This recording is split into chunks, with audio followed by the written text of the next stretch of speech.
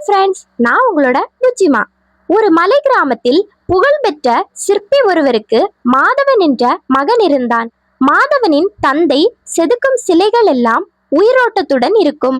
ஆனால் மாதவனுக்கோ சிலைகளை செதுக்குவதை விட காற்றில் அசையும் இலைகளையும் ஓடும் நதிகளையும் ரசிப்பதிலேயே ஆர்வம் அதிகமாக இருந்தது. தந்தை எவ்வளவோ முயன்றும் மாதவனால் ஒரு சாதாரண கல்லில் கூட சரியான உருவத்தை கொண்டு வர முடியவில்லை. இதனால் ஊர் மக்கள் சிற்பியின் மகன் சித்திரம் கூட வரைய தெரியாதவனாக இருக்கிறானே என்று ஏளனம் செய்தனர். ஒருமுறை அந்த ஊர் மன்னர் ஊரிலேயே மிக பெரிய பாறை ஒன்றை காட்டி அதில் ஒரு மாதத்திற்குள் அமைதி ததும்பும் ஒரு சிலையினை செதுக்க வேண்டும் என்று ஒரு சவாலை விடுத்தார். மாதவனின் தந்தை அந்த பணியை ஏற்றுக்கொண்டார். ஆனால் வேலையை தொடங்கும் முன்பே அவர் நோய்வாய்ப்பட்டு படுக்கையில் விழுந்தார். தந்தையின் மானத்தை காக்கவும் ஊர் மக்களின் ஏளன பேச்சை நிறுத்தவும் மாதவன் அந்த பெரிய பாறையை செதுக்கும் பொறுப்பை தானே ஏற்றுக்கொண்டான். அனுபவம் இல்லாத ஒரு இளைஞன் எப்படி அந்த மாபெரும் பாறையை செதுக்கப் போகிறான் என்று அனைவரும் ஆச்சரியத்துடனும் அவநம்பிக்கையுடனும் பார்த்தனர். முதல் நாள் மாதவன் அந்த பாறையின் முன் நின்றபோது அவனுக்கு எங்கே ஆரம்பிப்பது என்றே தெரியவில்லை. கை சுத்தியலை தூக்கவே நடுங்கியது. அவன் ஒரு முறை கல்லை ஓங்கி அடித்த போது சுத்தியல் நழுவி அவனது விரலில் பட்டு ரத்தம் கசிந்தது. வலி உடலெங்கும் பரவியது.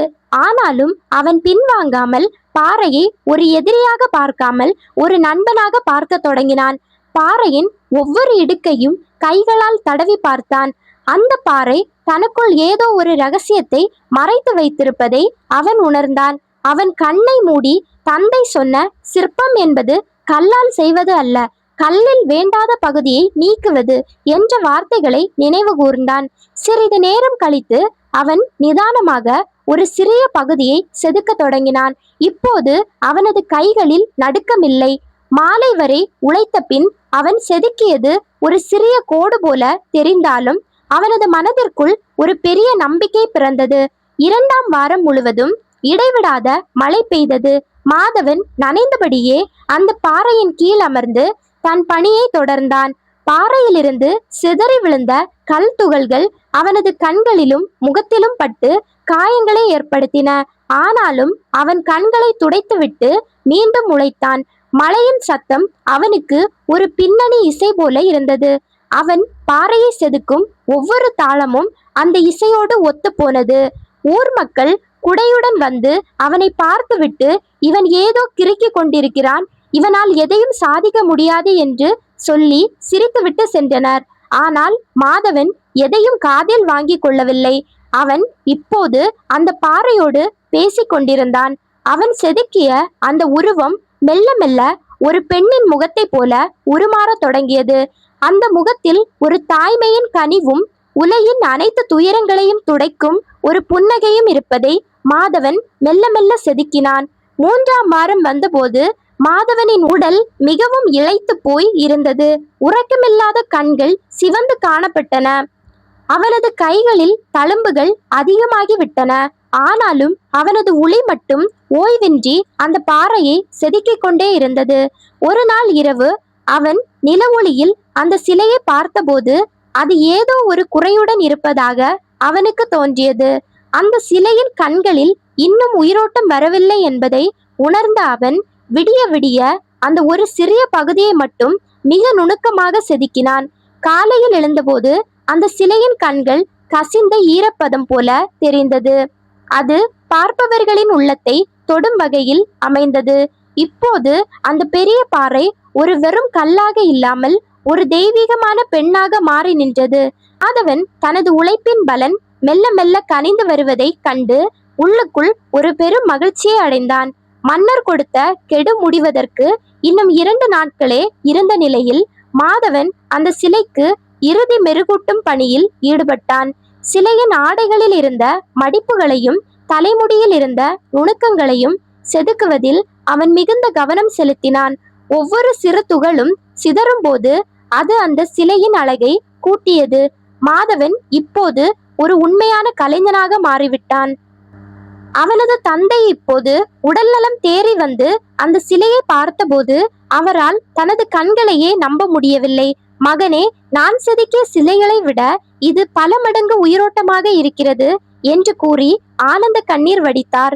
தந்தையின் பாராட்டு மாதவனுக்கு உலகிலேயே மிகப்பெரிய விருதாக தெரிந்தது. அவன் பட்ட கஷ்டங்கள் எல்லாம் அந்த ஒரு நொடியில் மறைந்து போயின. கிராமத்து மக்களும் இப்போது அந்த சிலையை பார்த்து வியந்து போய் நின்றனர். அவர்களின் ஏளன பேச்சுகள் எல்லாம் இப்போது பாராட்டுகளாக மாறின. நிர்ணயிக்கப்பட்ட நாளில் மன்னர் அந்த இடத்திற்கு வந்தார். ஊர் மக்கள் அனைவரும் அங்கே கூடி ஒரு பெரும் திருவிழா போல கொண்டாடினர். சிலையின் மீது போர்த்தப்பட்டிருந்த திரையை விலக்கிய போது அங்கே தெரிந்த அந்த பேரழகை கண்டு மன்னர் ஒரு நிமிடம் பேச்சற்று நின்றார். அந்த சிலை ஒரு அமைதி பள்ளத்தாக்கில் அமர்ந்திருக்கும் தேவதையைப் போல இருந்தது. அதன் முகத்தில் இருந்த புன்னகை காண்பவர் அனைவரையும் அமைதிப்படுத்தியது. மன்னர் மாதவனை அழைத்து, இவ்வளவு குறுகிய காலத்தில் இத்தகைய காவியத்தை படைக்க உன்னால் எப்படி முடிந்தது என்று கேட்டார். மாதவன் மிகவும் அடக்கத்துடன், நான் எதையும் படைக்கவில்லை மன்னா, இந்த பாறைக்குள் மறைந்திருந்த அழகை மட்டும் வெளியே கொண்டு வந்தேன் என்று பதிலளித்தான். அவனது இந்த அறிவுபூர்வமான பதில் மன்னரை மேலும் கவர்ந்தது. அவர் மாதவனுக்கு பொற்கிளிகளையும் நாட்டின் தலைமை சிற்பி என்ற பட்டத்தையும் வழங்கினான். மாதவன் இப்போது ஒரு சாதாரண இளைஞன் அல்ல, அந்த நாட்டின் பெருமைமிகு கலைஞனாக போற்றப்பட்டான். அவன் தனது வெற்றியை கொண்டு ஆடம்பரமாக வாழாமல் அந்த கிராமத்தில் ஒரு சிற்பக்கலை கூடத்தை தொடங்கி ஏழை சிறுவர்களுக்கு கலைகளை கற்றுக் கொடுத்தான். உழைப்பும் பொறுமையும் இருந்தால் ஒரு சாதாரண கல்லையும் தெய்வமாக மாற்றலாம் என்பதே அவன் மாணவர்களுக்கு சொல்லிக் கொடுத்த முதல் பாடமாக இருந்தது. பல திசைகளிலிருந்தும் மக்கள் அவனிடம் கலை பயில வந்தனர். அந்த கிராமம் இப்போது கலைகளின் சங்கமமாக மாறியது. மாதவன் செதுக்கிய அந்த சிலை அந்த ஊரின் மைய பகுதிகளில் நிறுவப்பட்டது. அது பல தலைமுறைகளுக்கும் அமைதியின் அடையாளமாக விளங்கியது. அவனது புகழ் எல்லைகளை தாண்டி பரவியது. ஆனாலும் அவன் இன்றும் அதே பணிவுடனும் எளிமையுடனும் வாழ்ந்து வந்தான். ஒரு சிற்பி என்பவன் கல்லை செதுக்குபவன் மட்டுமல்ல, அவன் கல்லுக்குள் இருக்கும் ஆன்மாவை தொடுபவன் என்பதை அவன் உலகிற்கு உணர்த்தினான். மாதவனின் கதை ஒரு சரித்திரமாக மாறி அந்த நாட்டின் பாட புத்தகங்களில் இடம்பெற்றது.